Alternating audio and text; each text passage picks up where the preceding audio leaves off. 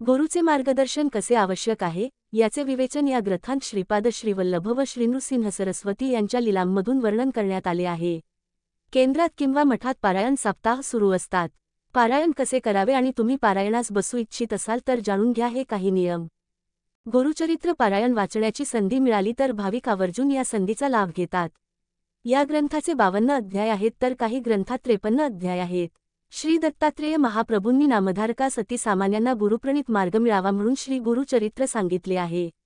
श्री गुरुचरित्र हा 5वा वेद मानला जातो। श्री गुरुचरित्र हा साधा ग्रंथ नसून दैवी शक्तीने भरलेला सिद्धमंत्ररूप महाप्रासादिक आणि वरद ग्रंथ आहे असे सांगितले जाते। श्री गुरुचरित्राचे पारायण हे अंतःकरण शुद्ध असताना केलेले चालू शकते।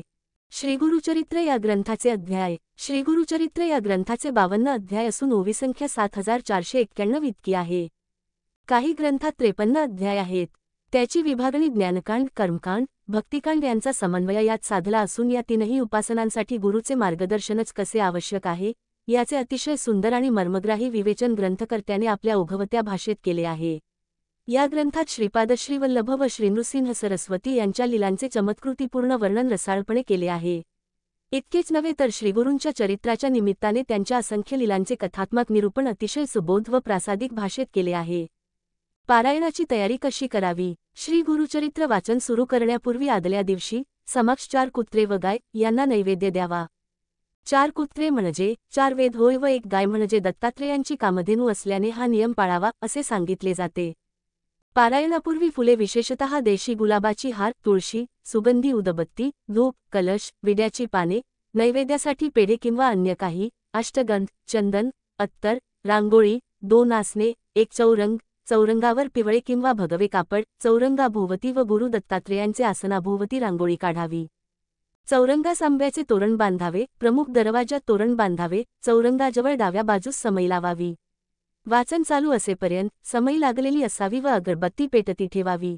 पारायणास बसण्यापूर्वी गावातील दत्त मंदिरात अथवा जवळच्या श्री स्वामी समर्थ केंद्रात जाऊन विडा सुपारी व नारळ ठेवून सदर पारायणास उपस्थित राहण्यासाठी देवास प्रार्थना करावी।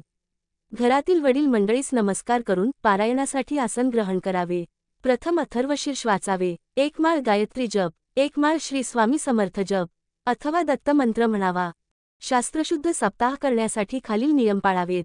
श्री गुरुचरित्र सप्ताह करताना प्रारंभ शक्यतो शनिवारी व सांगता शक्यतो शुक्रवारी करावी। कारण शुक्रवार हा श्री नृसिंह सरस्वती महाराजांचा निजानंदगमनाचा दिवस आहे। श्री गुरुचरित्र वाचण्यापूर्वी आदल्या दिवशी 1 गाय व 4 कुत्रे यांना गव्हाच्या पोळीचा नैवेद्य खाऊ घालावा।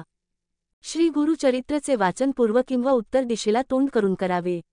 वाचण्यापूर्वी रोज श्री दत्त महाराजांच्या फोटोची व पोथीची पूजा करून 1 माळ गायत्री मंत्र, 1 माळ श्री स्वामी समर्थ या मंत्राचा जप करावा व श्री गणपती अथर्वशीर्ष वाचून पोथी वाचण्यास सुरुवात करावी।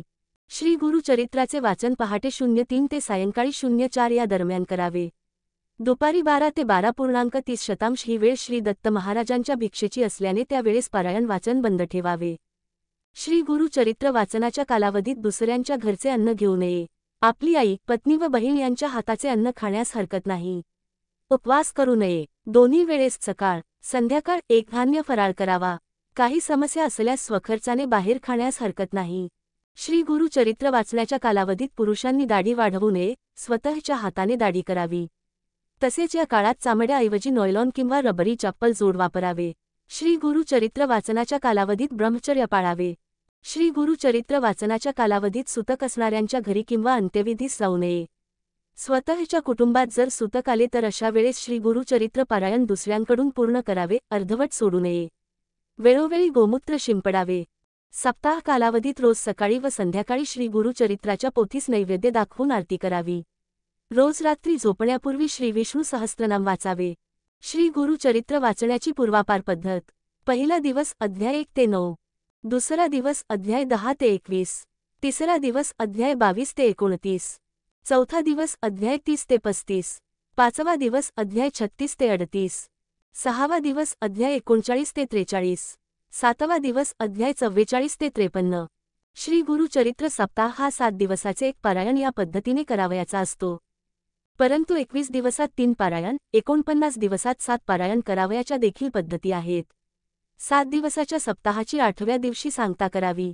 सांगतेच्या दिवशी सकाळी 10:30 वाजता श्री दत्त महाराज, श्री कुलदेवता, श्री स्वामी समर्थ महाराज व एक श्री गुरुचरित्र ग्रंथकरिता नैवेद्य मांडावा. ग्रंथाचा नैवेद्य गाईला खाऊ घालावा किंवा स्वतः घ्यावा व मगच आपण भोजन करावे. श्री गुरुचरित्र वाचनाच्या कालावधीमध्ये सुद्धा आपल्या नित्यसेवेत खंड पडू देऊ नये.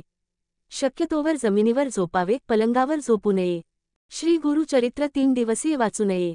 1 दिवसीय पारायण फक्त दत्तधाम व राष्ट्रसेवेसाठी करावे. वैयक्तिक पारायण 7 दिवसाचे करावे. श्री गुरुचरित्राच्या निष्ठापूर्वक पारायणने अनुभूतीपूर्वक साक्षात्कार होतो. हे या ग्रंथाचे वैशिष्ट्य आहे. दोषितांना, वेगवेगळ्या प्रकारच्या शापितांना, असाध्य आजार झालेल्यांना, पितृदोष असणाऱ्यांना श्री गुरुचरित्र एकमेव असे साधन आहे जे शुभफल प्राप्ती देते असे सांगण्यात येते.